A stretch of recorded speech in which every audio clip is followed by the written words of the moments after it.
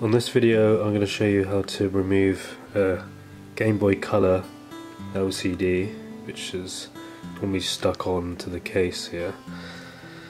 So you don't want to use a pry tool or anything to try and loosen up the adhesive underneath here, just in case you might crack the screen.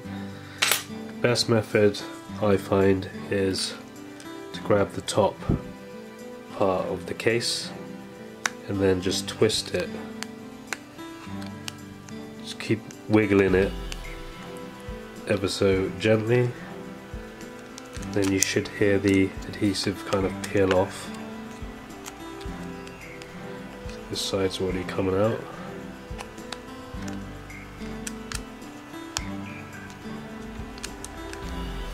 So just kind of gently twist it left and right till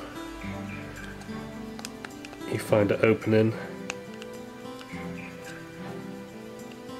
and then we can just gently go around the edges and the LCD comes apart with no damage at all.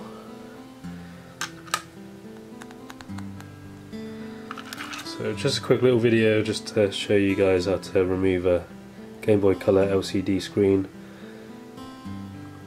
the most safest way possible without damaging or cracking the screen itself.